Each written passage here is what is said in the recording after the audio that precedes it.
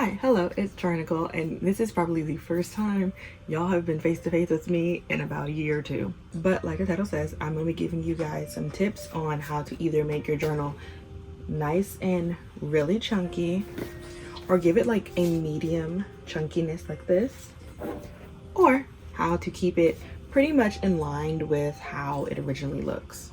So if you're interested, keep watching. Y'all know I had to write notes down because I will sit here and ramble for no reason. If you follow me on TikTok, you know I did a shorter version of this on TikTok, but I wanted to do one here to make a more in-depth video. I mean, granted, you can technically do 10-minute videos on TikTok, but who is sitting down and watching 10-minute TikToks? I am not. Okay, we're gonna start off with the first part, and that is how to get chunky journals, because people always comment about this one specifically that I finished last year, and everyone talks about how thick it is, and mind you, it's kind of closed. So when I undo this, it actually is a little bit bigger. It needs this on it. Honestly, it needs something else to close, like to really close it, and you can actually see that the binding is getting a little bit messed up. Well, I don't know if you can see, but I can see it. Okay, so my first tip on how to create very chunky journals is to not put a limit on what you put in these, especially where ephemera is concerned. The thicker the ephemera, the better, because it's going to keep bulking up your journal nice and thick. And the more you put in, the more the paper is going to just thicken up, and it's just going to make the perfect chunky journal. So some things that I put in here that really thicken it up, I feel like this is like the one thing that stands out the most, which is the McDonald's page where I cut up a Little Mermaid McDonald's Happy Meal. I also like to keep stuff that are like memorabilia. So this is like one of my first thank you cards. I think I'm going to keep this one for my shop when it reopens. And then I have some stuff from my older sister's baby shower. This park in Houston always sends like their theater's schedule, and it's nice and thick. When you open it, I would open it, but it has my address on it, so I'm not gonna do that. But it's nice and thick. You can kind of tell how thick it is, and it just adds a little bit more dimension to the page. I also like to keep the backings of stickers. So this came with one of my stickers from, I think, AliExpress, and I kept it because I think it looks really cute, and it's cardstock, so it adds a little bit more thickness to it. That's going to be a buzzword in this video. And this is some of the sticker backings that I keep, specifically mine, because when I make some, I kind of forget that I made some of them. Like when I retire stickers, I forget about them, so I have them here. I also use tea bags, and now my tip for tea bags is going to be a little different towards the end of the video, but for this part of the video, I don't cut them. I don't slice them in half or anything. I keep them nice and thick, and I don't glue them down all the way. I give them a little bit of a slight gluing down, and I just press it lightly, so it's still, you can still see how thick, again, I'm gonna keep saying that word, it is in this journal.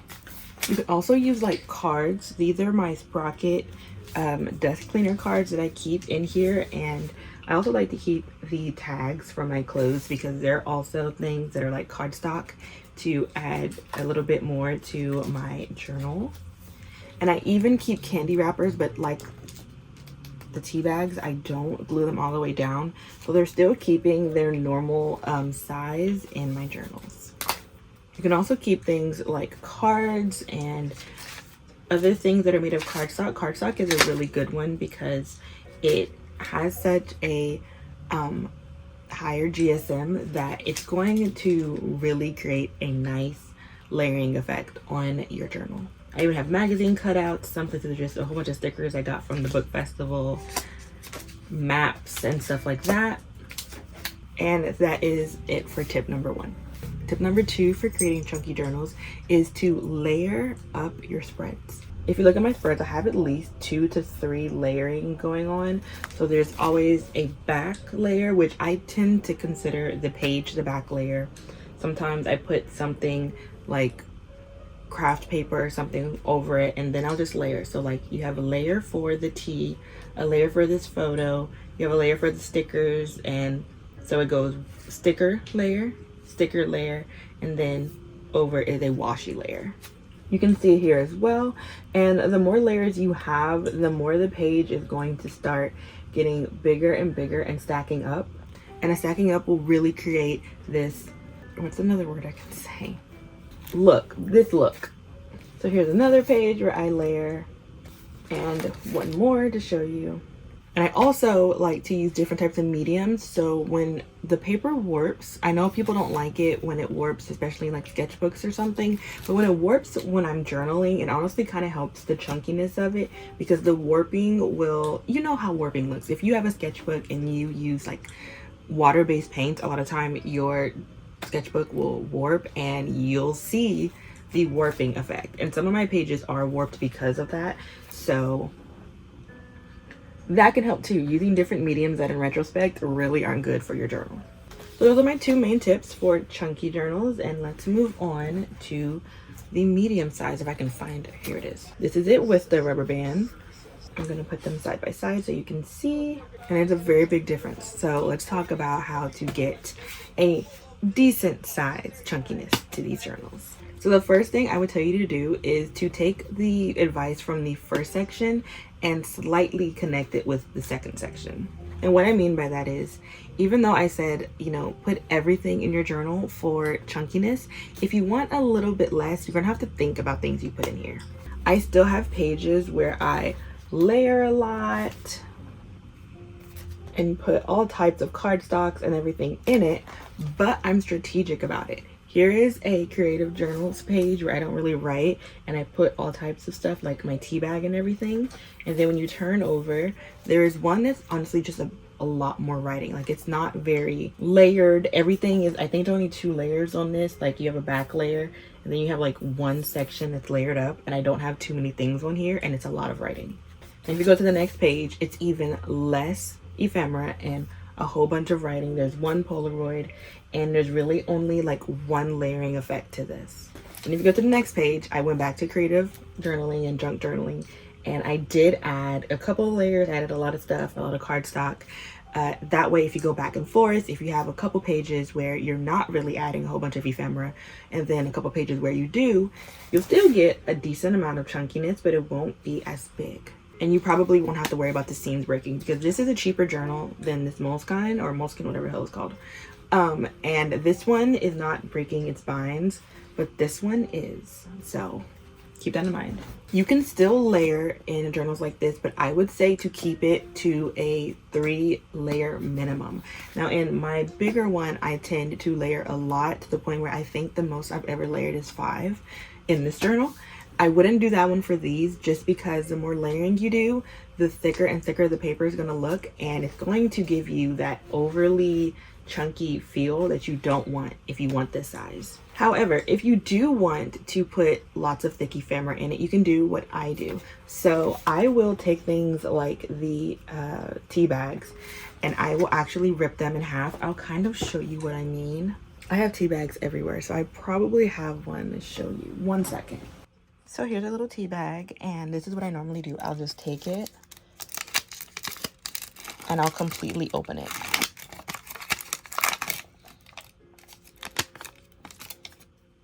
Then I'll just take it and cut right down the middle. So it has 2 parts, and I'll use both parts, but the other part fell on my bed, so we'll just ignore that. So here are them both, and I would just glue them down separately like this. That way there won't be a thickness of putting them together, and you still have both sides. And technically you have more ephemera to put in your journals. And you can kind of see what I mean here, because these are the fronts and the backs of my little mint teas. I also do this with things like closing tags, so I'll take them and I'll kind of like pull them apart. I might have an example in here. Yes, I do. So as you can see, this is my, I want to say my Kuromi tag. It has Japanese here and here, and I took it, and this is the front and the back, and I just peeled it apart and then I taped it in, glued it in. That way I still can use it, but it's way less of a thickness on one side, because if you think about it, if I left it that way and I kept adding more ephemera to it, it'll be thicker and thicker, and the stacking up would get too much, and then you will have more of a chunkiness than you really want. Here's another example of my first tip, which is to go back and forth. So for this one, I went to the Houston Livestock Show and Rodeo, and I have these food cards, and they're like they feel like debit cards. And I put them in, you see, but if you go to the one before, I have a card. So I did put a card in here with the envelope. I didn't rip them up or anything. Again, I have another one. So I have 3 straight of nothing but ephemera. But if you go to the one before that, I have lots of writing, very little ephemera, and very little layering. And if you go backwards, the other way, I mean forwards, geez jacks, another page of lots of layering, lots of ephemera. Then we kind of go back to my normal way of writing. This is a pre-decorated page, so I didn't get to write yet. But as you can see, I go back for the next few pages and we go back to what I normally do. That way there's not too much stacking up going, there's not too much layering going back to back to back. So I had like 4 back to back to back, and then I had 4 that are just not really any ephemera and mainly writing. That way, again, when you take the turns, you'll end up about this much thickness. You can still add Polaroids and your zinc printer stickers and all those other things that do add weight to your journal without the risk of breaking the binding. I don't care about that type of stuff. If it breaks, it breaks. I'm not really, you know, attached to it staying together. If I need to put clips on it for this one, and this one didn't break, so that's pretty good, but I will. So if you want a medium one, those are my tips for that. Okay, now we're gonna go into my little pocket size. I could not figure out where my 𝚗𝚘𝚘𝚎 was, and now I look at it and I can see it. My 𝚗𝚘𝚘𝚎 is another one that I have that is pretty normal size, so I'm gonna bring you that one so you can see. I lied, I brought 2 things. I brought my 𝚗𝚘𝚘𝚎 to show you. This one's half done because I use it as a daily journal. And I also brought you my 𝚗𝚘𝚘𝚎, which I use as a planner. So first tip for keeping your journals a decent size, so kind of like very similar to the size it's supposed to be at, is to do very little to no ephemera.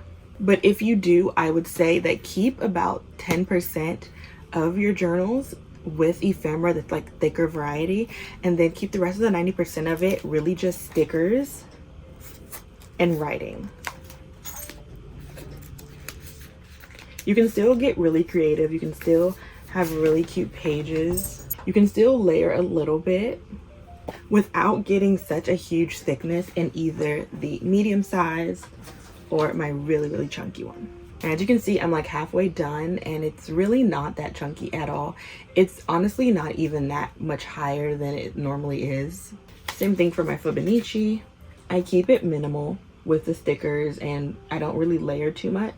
That way when I'm doing my day-to-day what am I trying to say, planning, that I'm not thickening up my planner, because I don't really want my planner to be too thick, because if it gets too thick and I can't write in it like my other journals, that'll be a problem. Not being able to write in your junk journal is really no big deal, but not being able to write in my planner would be very unfortunate, and especially my daily journals like my 𝚗𝚘𝚎𝚎s, where I do layer and I do add stuff, but it's just not as much. There are most days where I'm decorating it with just like maybe a few stickers, and the major aspect of them is just the writing. So you can still definitely be creative and still like not have to worry about your, you know, having too chunky of journals, because everyone has their own preference. My next tip for keeping your journals relatively small and not too thick is to take my tips from the other 2 parts and keep breaking them down. So if I tell you to put everything in your journals for chunky journals, then 9 times out of 10 the idea is don't do that for, you know, the smallest version you want. If you see that the Polaroid photo might be making your journals too thick and you don't like it, then try to think about maybe putting a max 5 Polaroids in it. So like in the whole journal, maybe you don't go over putting 5 Polaroids in the whole one. Or if you like collecting tea bags and wrappers, maybe cut them up to the points where you can't see too much of it. Similarly to, what is that drink called? It's like the mushroom coffee. You know what I'm talking about? It's this one. Do y'all know what I'm talking about? Okay, it's this, and I think this came from part of it too up here. So I took the can it came in, and I took my X-Acto knife and took off the wrapping, and I cut it down to what it looks like now. And then I just kind of put like a review on the side. I was like, kind of gross, kind of nice, I don't know, LOL. I'm not 100% sure if I liked it or not, but that's what I did. I cut it down. So if you have like wrappers or any type of thicker cardstock ephemera, you can always cut it down to like its smallest point, and that way you can put it in one of your journals that are on the thinner side.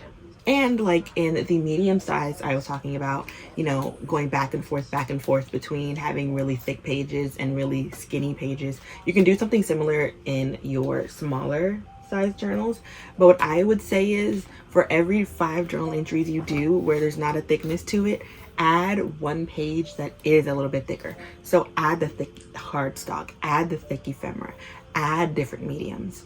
And then the next 3 pages, you know, maybe don't do that. And then, you know, keep recycling that pattern. So do 5 pages, 1 really thick page, 3 pages, then 1 really thick page, and go back to 5 pages and doing it like that. Or you can think about it mathematically. And if you have 120 pages, cut it up into 3s or 4s. So like every 4 pages, you do 1 or maybe to 3 creative pages where it's lots of ephemera and lots of cardstock.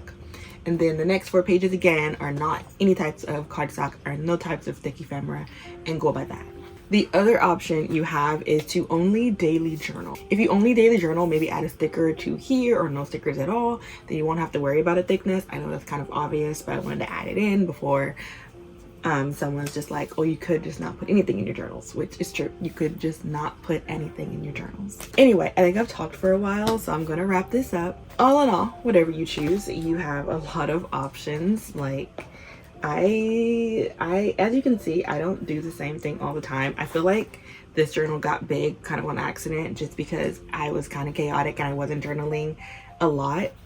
With this one last year, I journaled a lot in like my 𝚗𝚘𝚖𝚎 and my planner and my daily journal and my other junk journals. But this one was a project. I was trying to complete this journal without buying a journal, and I'm very proud of myself for sticking to that, because I finished it and it looks crazy and I love it, and it's all nice and, my buzzword of the day, chunky and thick.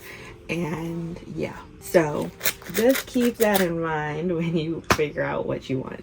Anyway, that's it for me today. I hope you enjoyed, and tell me if you kind of like the face-to-face videos, because I stopped doing them because I didn't want to be in front of the camera a little bit, and also I'm kind of lazy about getting ready to do it.